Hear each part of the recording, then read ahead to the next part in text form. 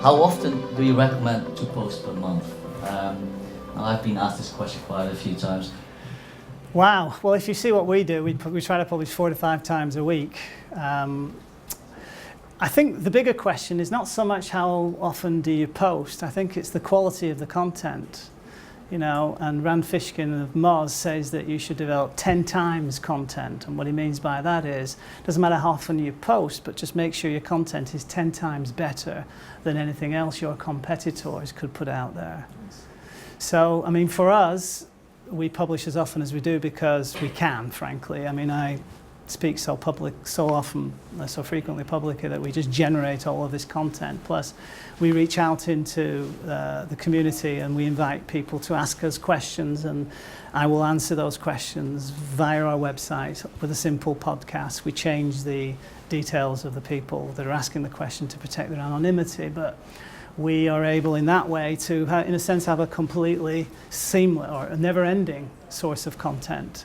And what's excellent about that is that the more you publish on your niche, the more you map the knowledge graph. And as we do, if we promote the idea that people will ask natural language questions, those natural language questions in due course, if they're reflected on our websites, will appear on the first page of Google. And so people find us that way. And the more you do that, particularly in our niche, the more you map the knowledge graph. And so you then seep yourself ever deeper into the fabric of the internet, and essentially over time all roads lead to Rome. So frequently publishing is clearly advantageous as long as you're producing really good quality content that actually helps, in our instance, solve a problem or answer a question. So the more the merrier, but there's no point in publishing rubbish because no one's going to read it. Yes. How do you differentiate? So nowadays everyone's doing great quality content.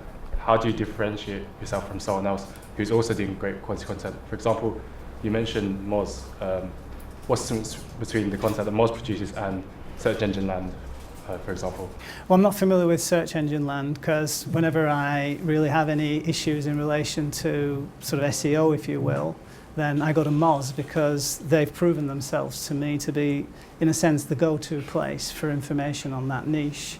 And I think that probably kind of answers the question insofar as if you expect people to come to you, you're going to be better than everybody else. And how I have decided or determined that I'm going to produce content that everybody else is just to see what else there is out there. Now, I'm fortunate because I know the niche very well, and I know the players, and I know what they're capable of and what they're not capable of. So strategically, it was easy for me to go down the path of, right, I'm going to produce content that's going to be 10 times better than everybody else. But I think if you're looking to kind of do the things that we're doing using content marketing, first and foremost, identify your niche. Once you know what your niche is, understand who your content competitors are, and then when you can see what level they're publishing to, if you can't beat them 10 times, then really don't worry about it. They've beaten you to it. So, I mean, that's kind of my response to that, really.